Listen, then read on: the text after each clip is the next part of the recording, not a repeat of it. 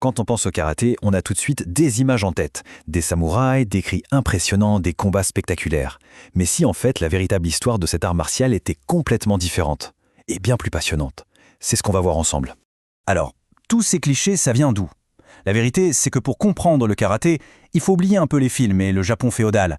Ses vraies racines sont ailleurs, dans une histoire beaucoup plus riche et franchement plus surprenante. Et tout commence ici, loin, très loin du Japon continental, sur la petite île d'Okinawa. Il faut imaginer un carrefour maritime, une plaque tournante entre la Chine, le Japon et tout le sud-est asiatique, un vrai melting pot culturel. Et c'est dans ce bouillon de culture que le karaté va commencer à germer. On va donc voir comment des conditions politiques et sociales très particulières ont fait que le karaté n'est pas né comme un loisir ou un sport, mais bien comme un art de pure nécessité. Alors imaginez un peu le contexte. À 2 reprises dans son histoire, à des siècles d'intervalle, la classe guerrière d'Okinawa se voit interdire le port d'armes. D'abord par son propre roi, pour calmer les ardeurs et éviter les rébellions. Puis par des envahisseurs japonais. Alors, que faire quand on n'a plus le droit de porter une épée pour se défendre? Eh bien, le corps lui-même devient une arme. C'est cette pression constante qui a forcé le développement de techniques à main nue redoutables.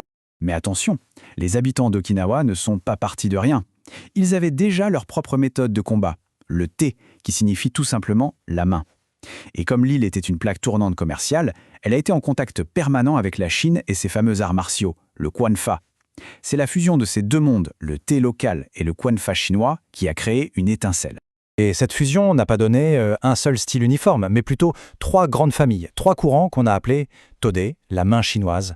On avait le Shurite, dans la capitale, très direct, le Naate, dans la ville portuaire, plus axé sur le combat rapproché et la respiration, et le Tomarite, un peu entre les deux. En fait, ce sont les 3 grands-pères de tous les styles de karaté qu'on connaît aujourd'hui. Ok, on a le contexte historique. Mais concrètement, comment ça fonctionne? Pour le comprendre, on peut voir le karaté comme une langue.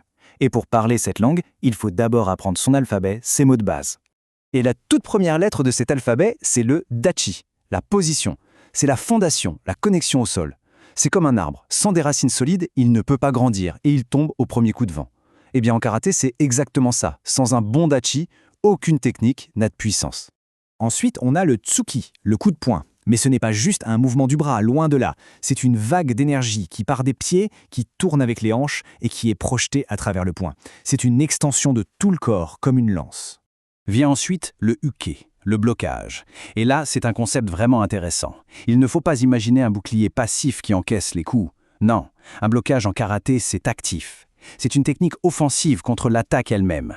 Le but est de dévier, de briser l'élan de l'adversaire et, en même temps, de se préparer à la contre-attaque. Et bien sûr, on a le jeri, le coup de pied, ça c'est l'élément de surprise.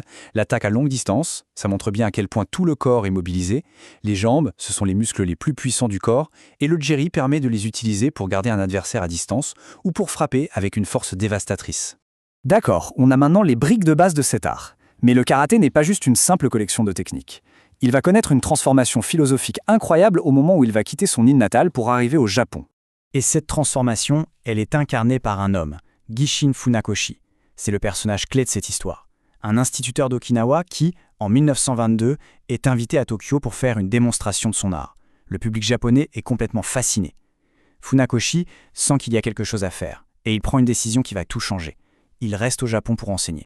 Mais pour que son art soit accepté et respecté au Japon, Funakoshi comprend qu'il doit l'adapter. C'est là qu'on assiste au passage du jutsu au do. Le jutsu, c'est la technique pure, l'efficacité en combat. Le do, c'est la voie. D'un coup, l'objectif n'est plus seulement de vaincre un adversaire, mais d'utiliser la pratique pour se perfectionner soi-même, pour devenir une meilleure personne. C'est une révolution. Et pour bien marquer ce changement de philosophie, Funakoshi va avoir un véritable coup de génie. Il change le nom. Avant, karaté s'écrivait avec les caractères pour main chinoise. Il les remplace par les caractères pour main vide. Et le truc, c'est que ça se prononce exactement de la même façon. Karaté. C'était brillant. Ça coupait le lien avec la Chine, ce qui était politiquement habile à l'époque, et ça renforçait cette nouvelle dimension spirituelle de la main vide, du non-attachement. À partir de ce moment-là, le karaté va connaître un succès fulgurant au Japon, puis dans le monde entier. Mais il ne va pas rester un bloc unique. Au contraire, tel un grand arbre, il va se diviser en de nombreuses branches, de nombreux styles. Et voici quelques-unes de ces grandes branches. Le Shotokan, le style de Funakoshi, avec ses positions basses et ses techniques puissantes, le Goju-ryu, qui signifie dur et souple et qui met l'accent sur la respiration, ou encore le Wado-ryu, la voie de l'harmonie, qui incorpore des éléments de Jujitsu. Chaque style a vraiment sa propre personnalité, sa propre interprétation des principes du karaté. Et cette citation de Shigeru Egami, un des élèves de Funakoshi, résume tout. Cherchez à être en harmonie avec l'adversaire. On est à des années-lumière de l'idée de simplement vouloir gagner un combat. Le but ultime de la voie, du do, ce n'est plus la victoire, mais l'harmonie, la compréhension. Le combat devient presque une forme de dialogue. C'est quand même un parcours fascinant. D'une technique de survie développée en secret sur une petite île, le karaté est devenu une discipline mondiale de développement personnel. Aujourd'hui, on le retrouve partout, dans les dojos traditionnels, sur les tatamis des Jeux Olympiques, dans les cours de self-défense. Alors la grande question demeure, et après, quel sera le prochain chapitre de l'histoire du karaté ?